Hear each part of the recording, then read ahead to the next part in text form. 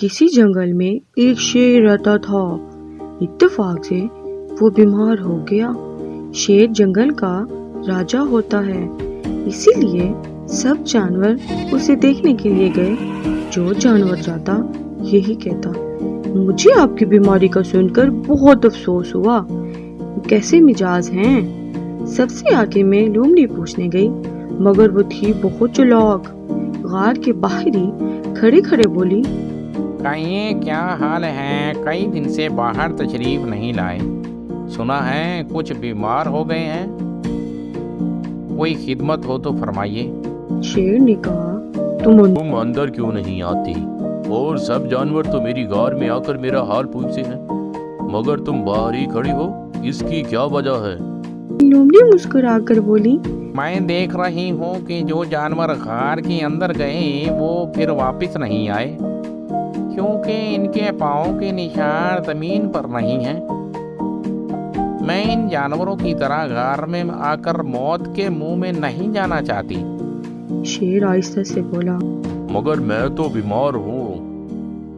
آپ بیمار ضرور ہیں، مگر اتنے بیمار نہیں کہ جو جانور آپ کی غار میں خود چلا جائے اسے مار کر نہ کھائیں۔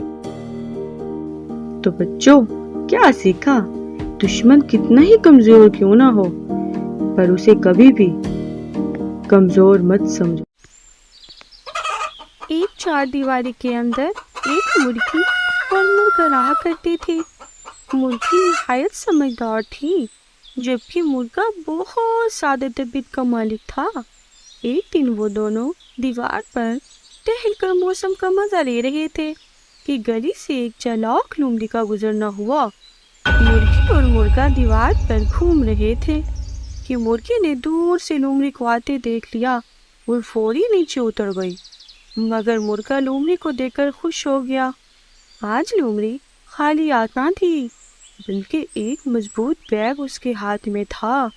اس نے مرغے سے کہا، دیکھو میرے پیارے دوست، آج میں تمہارے لیے مزیدار مکئی کے دانوں کا تحفہ لائی ہوں۔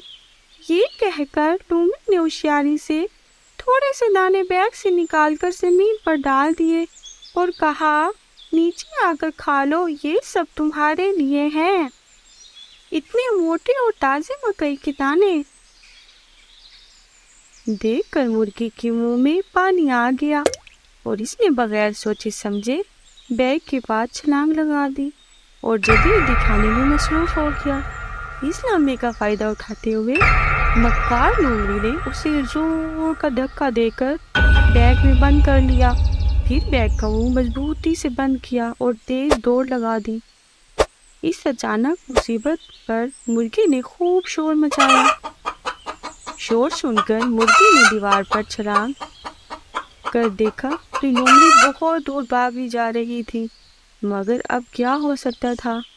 مرغا اپنی سادہ دلی کے باعث لومڑی کی گرفت میں آ چکا تھا۔